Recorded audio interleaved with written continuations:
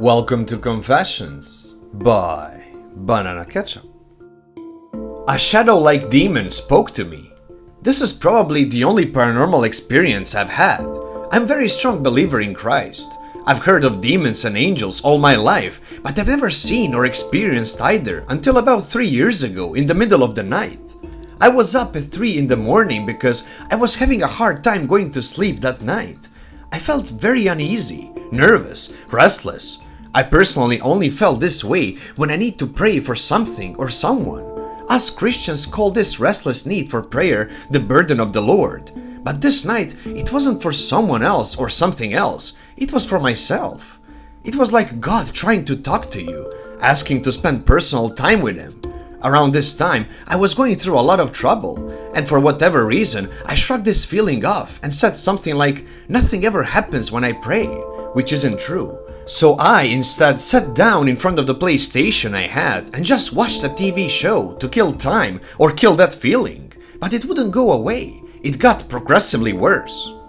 As I was watching this show, I just kept feeling more and more nervous. I kept struggling to shrug it off, this calling from God telling me, "You need to pray."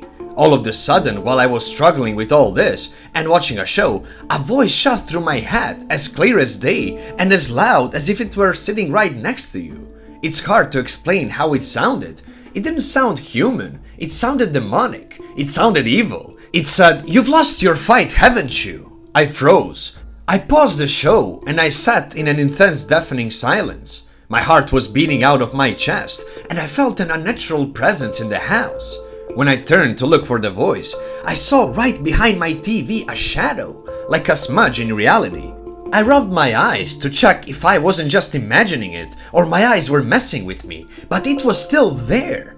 I thought that maybe I burned my retinas from looking at the screen, but when you do this, it usually follows your eye movement. This shadow moved independently. I saw it move from my left about 3 feet away from me to behind the TV where there was very open area where the stairs were. Then it rushed and slammed into the wall to the left and disappeared. After this, I'm not sure what I did. I think I continued watching the show I was watching previously, LOL. Sorry I had to stress a lot of the details, but that's the story. Thank you, Omolith, the author. Thank you for watching, everyone. If you already haven't, subscribe to this channel so you don't miss any new episodes. See you again soon, and until then, please, be safe.